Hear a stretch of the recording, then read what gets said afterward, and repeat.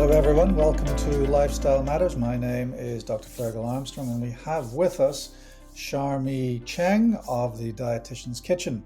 And this episode is brought to you in conjunction with CareVersity Health. Charmmy, I thought today we'd talk about the keto diet. Yep. There's a lot to say about it, so let's get the definitions right. What exactly is keto in the word keto diet? Yeah, so keto is the short form. We call that actually ketogenic diet. Keto Mhm. means fat. Ketogenic means like a fat generated. So keto diet is basically a characteristic by a very low carbohydrate intake, very, Mhm. very high fat intake, a moderate Mhm. protein intake diet. Right. So ketogenic means also the development of ketone bodies. So Mm, as you say, it's all about fat, and it's all about using fat as the primary energy source, which means as a byproduct, you develop these ketones. And we'll need to talk about the difference between physiological ketogenesis and pathological ketogenesis later on. But for the meantime, the diets that are recommended by the Australian government, they talk about macronutrient ratios where you're talking about 45 to 60% of or 65% of carbohydrates, maybe 25% protein, and maybe less than 30% fats. This ketogenic diet completely upends that. What are the exact ratios of carbs, protein, and fats in a ketogenic diet? right. Yes, it's very different compared with the Mm, Australian eating healthy guideline. For mm, keto diet, is looking for 70 to 80% total energy come from the fat, and mm, also just 10% energy come from the carbohydrate, and looking mm. for around 10 to 20% come from the protein. Yeah, so that's really upended. It's actually so that as a percentage of macronutrients in the ketogenic diet, fats overtake the percentage of carbohydrates in other diets. Yeah, so we're talking Yes, about 70 to 80%, that's which right. is Yeah. incredible. Hmm. So let's talk about the context of the ketogenic diet. So we know really since the 1960s in the States with Ansel Keys' studies, there was this kind of vogue to say, look, fats in your diet cause heart disease, therefore, and fats are bad. But the original studies from Ansel Keys didn't actually prove um, a link between cholesterol and cardiac mortality. Notwithstanding that, there was this big move in the 60s and 70s and beyond to replace fat in the diet with carbohydrate, which then, of course, then increased the proportion of both complex and refined carbohydrates in people's diets, which then also created problems with obesity secondary to insulin resistance. And I suppose it's useful to look at the ketogenic diet in terms of a reaction against a kind of a refined carbohydrate diet. What would you say to that? So the keto diet has a lot of research shows that keto diet can actually improve the insulin's resistance and also improve the HbA1c. Mm, That's why they have been using that for diabetes treatment. Use that mhm. as a diet to help with manage the blood sugar level because it does show some benefits to manage the blood sugar Yeah, level. Hmm. yeah.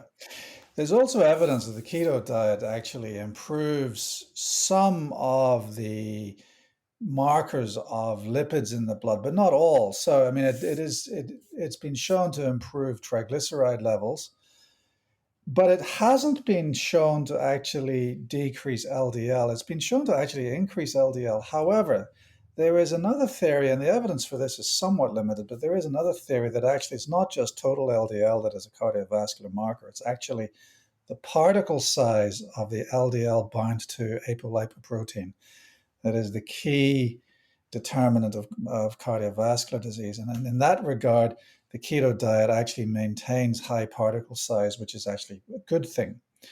So to recap, basically, we've agreed that it reduces HbA1c, it reduces triglycerides, And it may increase LDL, but that may be a good thing because it will increase particle size. So overall, there is some evidence that the keto diet, even though it's actually full of fat, actually may be good for cardiovascular health, which is somewhat which somewhat militates against the original idea set out by Ansel Keys in his studies in the 60s and 70s. So we can see that it works well with diabetes. We can see that it can help with adverse lipid profiles. Does it actually work for weight loss? So that's a really good question. I guess people believe it's really helpful for weight loss. That's why it's being very popular to use keto Mm, diet for weight loss. So we will need yeah. to know about the mechanism of keto diet, how it works, how it triggered the weight loss. I would say Mm, yes, it helped with weight loss. It's quite common. People started a keto diet and they can achieve some weight loss in a short period of time. But I would say there's also a lot of things to think about before you starting a keto diet. First, I would like to explain that how keto diet works, how it help you to weight loss. Normally, our body use carbohydrate is a main fuel source to produce energy to our body. So when we mm, eat carbohydrate, it will break down into glucose, and the glucose will need the insulin to help us to insulin act like a little key and open the door for the cell, so our glucose in the blood can get into our cell and then get into our powerhouse called mitochondria and then break it down into energy like ATP. And then we use it, and our brain use a lot of glucose. mm, We need at least 100 to 120 grams of glucose every day for just our brain. Um, while we stop having these carbohydrate or have very, very little amount of carbohydrate, our body will switch to a different mode. So for the first few days, 2 to 4 days, we might use our storage, which as a glycogen that we store in our liver and store in some of our muscle cells. But it can't last for long, so it's only for 2 to 4 days. Once these glycogens also deplete, then our body will switch to a different mode that we have to use our fat storage to produce fuel. That's how it burn the fat and produce energy and mm, how it achieves the weight loss. It changed mm, to mechanisms completely. We have to break down this fat and then they become ketone bodies. And the mm. ketone bodies that we can use as a fuel and the brain can use it, same as other organs can use it to produce energy. Yeah. While there's other things we need to keep in mind is in this process, it can be quite painful or tiring or fatigued or Mm, anything because it got a lot of unwanted side effect when our body's switching this energy mm. source. So usually people complain about they feel headache, they have bad breath, and also feeling dehydrated or even experience diarrhea, these side effects while they are switching this energy for energy source. Yeah, it's a bit like a runner going through the wall because when runners do that, they're switching from sugar and glycogen metabolism to fat metabolism. So it's a kind of it's the same kind of thing there. I mean, I Mm, suppose it's a good point now to mention. So we've established that the ketogenic diet actually burns fat to produce ketone bodies, and ketone bodies then become the primary energy source. Now, it's really important to emphasize that ketone bodies found in the ketogenic diet, the concentration is no more than, say, 7 to 8 millimoles per liter. And that's different to pathological ketogenesis, such as can be found in type 1 diabetes, when you've got a complete deficiency of insulin, where you can actually get ketone bodies to the level of maybe 20 millimoles per liter, which then actually alters the acidity of blood and causes various downstream problems.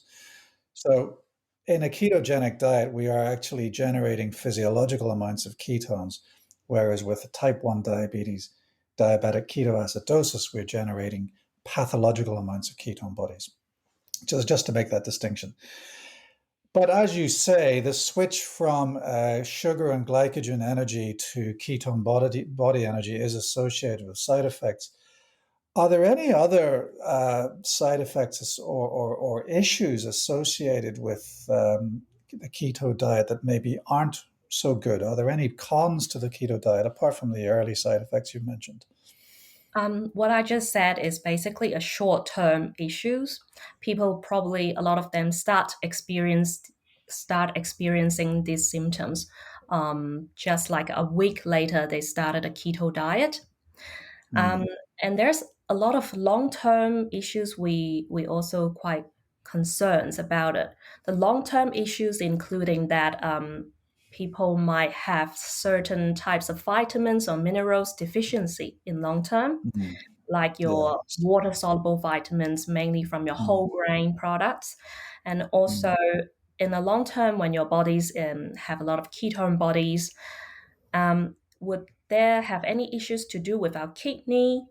Because mm, there is like reported that if the ketone body is too much accumulated in a body to a certain level, our kidney will try to get rid of these ketone bodies, and that will mm, causing like increase the risk to get kidney stone.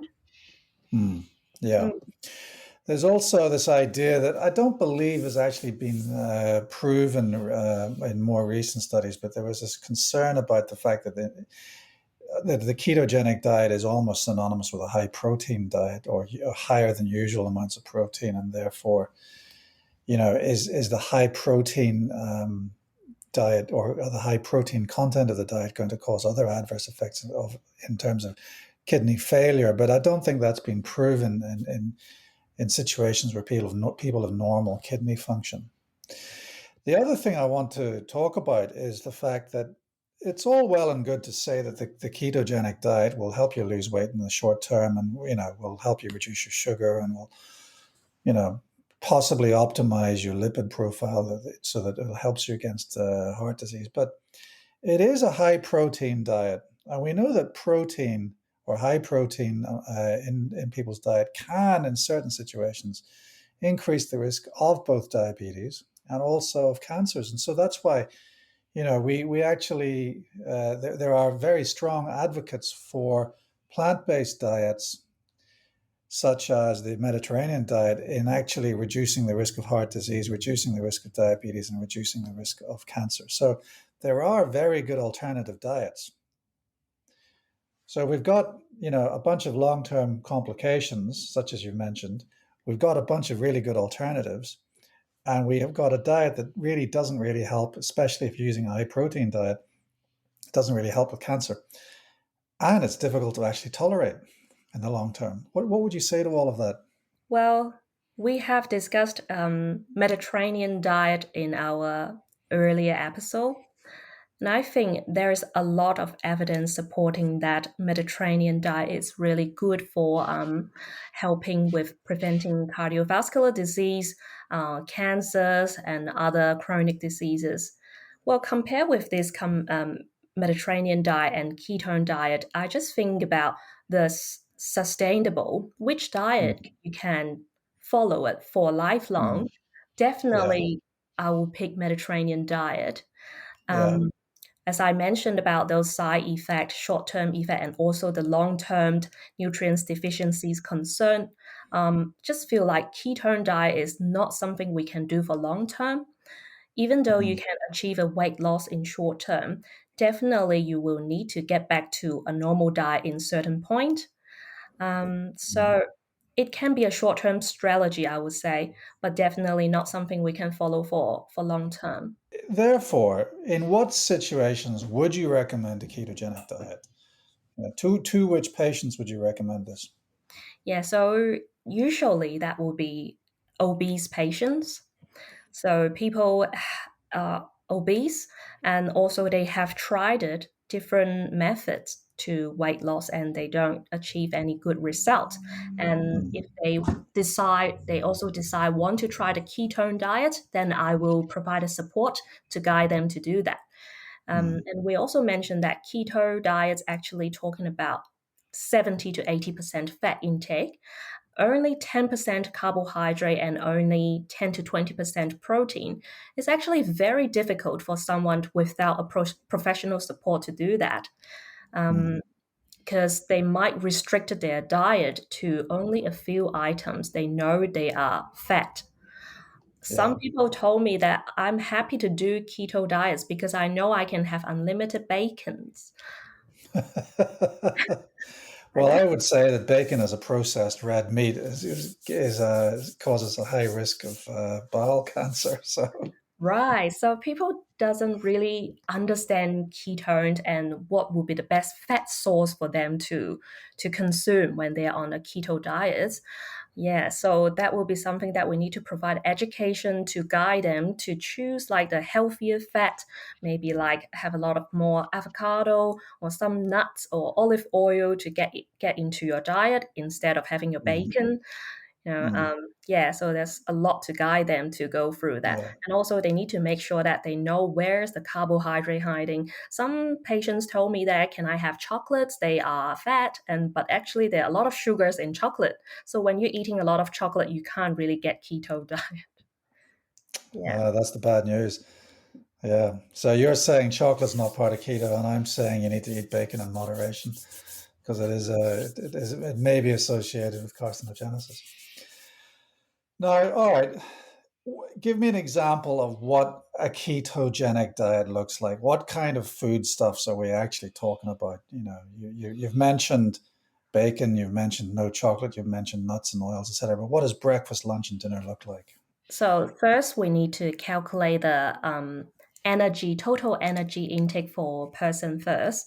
Mm. Let's use myself as an example. If I'm going on a ketogenic diet, my all-day allowance for carbohydrate will be just one slice of bread. That's it. Wow. Yeah, one slice of bread. Mm. And then if I want to have a little bit milk, and milk got milk sugar, our lactose, so we have to be careful and not have so much.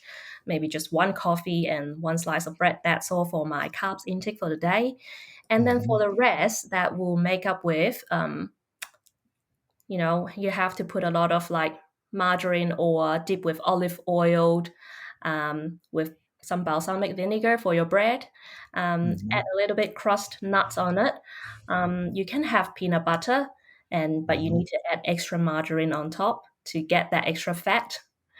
Not having too much peanut butter because it got too much protein in it if you have too much peanut butter, because you Right. have to be careful about the protein intake as well. Um, and then maybe on top, I will add some avocado to bulk it up the fat. Right. And then that's probably for breakfast. Right. What about lunch and dinner? Well, for lunch, I will probably have like half slice of salmon because it's a fatty fish. So I can get the good omega-3 oil, but not so much, only a small slice. And then while I'm cooking the fish, I need to add extra olive oil in it to cook it. And Mm. on the side, what I'm going to serve is avocado again to have extra fat. Um, Hmm. you can add slightly a small bunch of green leafy vegetable, just a small bunch, and then mix them with olive oil and balsamic vinegar. Hmm. That's for my lunch. And then for dinner, we're looking for something as high fat as well. Probably you can have a very small piece of steak, probably like usually we'll say a palm size, but you can probably only have half palm size. And then you cook that with extra oil or butter, anything. And then you cannot serve that with potato. Just say it. You cannot serve that with potato, but you can serve that with other fat sauce. Maybe make yourself another sauce. You put a lot of olive oil to make it. Um, yeah, I would say it's just a lot of oil in the diet. And Mm. for drinks, and you can't have anything. You can't have fruit juice. You can't have anything. It's got sugar in it. Mm. So what about nuts and bacon, as you say? Where would that go? Yeah, And just eggs. What about fried eggs? fried eggs. You can have. but not so much. If you're gonna have your fried eggs, you probably have take Mm, away your peanut butter or take away something got protein because eggs is quite high in protein. right. And what about Mm, bacon? As bacon. unlimited bacon. Yeah, you think you can have unlimited bacon? No, because bacon actually also have protein. Well, Mm, people will pick some fat cut bacon, mm, which can works, but I would not recommend that because even though you're on a keto diet, I would still think about try to get the monosaturated fat instead of the saturated fat. mm. So So yeah. what food sources give you mono unsaturated fats, or for that matter, PUFAs, polyunsaturated fats, and what sources give you saturated fats? What's the difference? Yeah, so for saturated fat, basically most of the animal products like animal fat, if you see a piece of steak, the white part of the fat, that's Hmm. saturated fat, and then also Yeah. butter, ghee, or margarine. Sometimes margarine got it, sometimes not. Depends what they use to make it. What's the source for them to make the margarine? Hmm. Also, egg will have a little bit from the egg yolk, not so much. Egg usually is not a major concern. Full fat dairy product will be one, like a full fat dairy product, like your full fat cream, milk, and then your cheese. These will be something that we look into the saturated fat Mm. source. Right. And what Mm. about the non-saturated fats? Where would you get those? So usually the monounsaturated fat we can find in a lot of different of vegetable oils, particularly the olive oil is very high in Mm. monounsaturated fat. Yeah. For our nuts, they are good fat. The nuts usually has a mixture of the monounsaturated fat or polyunsaturated fat. Hmm. Um, the walnuts, they are really good. They got omega-3. Also, flaxseed is another omega-3 good source. Hmm. Yeah. So it's I'm listening to what you say, and I'm just thinking that a lot of people are thinking about the ketogenic diet similarly to the Atkins diet, which to my mind also emphasizes the role of meat. So what you're telling me is if you there is such a thing as having too much meat in the ketogenic diet. Is that right? Yes, yes. It's different. Right. These two diet is very different. The keto has a restriction on how much meat you're having because the meat Mhm. gives you protein. Because when you're having too much protein and actually it's not helpful for the body to trigger the ketosis reaction. Right. And that's because protein in it is in itself metabolized to sugar. So there's if you're eating more protein, then you can actually increase your sugar and therefore lose ketosis. Now, but having said that, I know proponents of the Atkins diet will actually test themselves for ketones, and they will celebrate the fact that they're now in ketosis using the Atkins diet. Have you ever heard of that? Not really. Can you No. tell me a little bit about that? No, I just have some colleagues who do Atkins, and they test their compliance with Atkins by working out whether or not they've got ketone bodies in their urine. Mm. So but then again, I'm not actually sure exactly what they're eating. Maybe they are actually having just a high fat diet, a ketogenic diet. Well, if you've got ketone bodies in your urine, by definition, your diet is ketogenic, isn't it? Tell me how this translates to Asian cuisine, because we've heard about avocado, we've heard about bacon, we've heard about steak, we've heard about olive oil with a bit of balsamic vinegar. How would you advise people from the Asian community on their ketogenic diet? To be honest, it is very challenging to do that. um, Hmm. because for Asian cultures, first, they eat quite a lot of carbs, um, Hmm. well, which slowly transferring the refined sugar like our white rice to the whole grain like brown rice. Hmm. But to completely get rid of this staple food from the Asian diet is very difficult.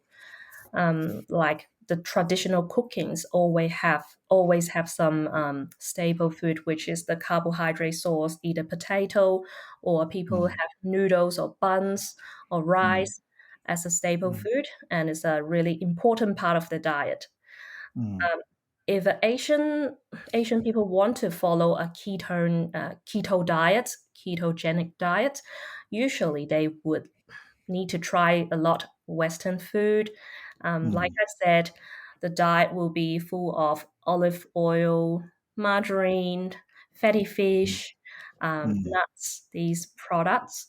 So it mm. would be quite difficult to fit into a Asian style cooking as well. Which therefore then speaks to the low level of sustainability of the diet, the lack of palatability. People cannot, keep it up. Now, what happens then when you stop the ketogenic diet? What's the next issue? For those people, they need to have a health professional like a dietitian to help them to slowly reintroduce the carbohydrate back to their diet.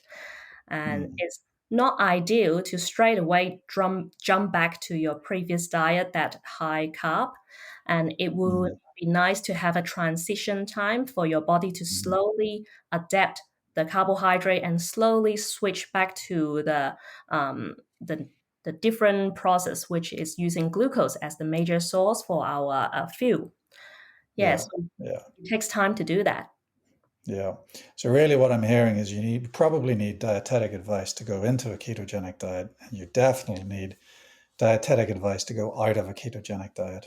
Yeah, and when people start a keto diet, it's highly recommended them to start taking multi supplements, like Mm, multivitamin supplements, just to yeah. prevent when they are on a very highly restrictive diet, they might Mm, potentially missing some nutrients in the diet.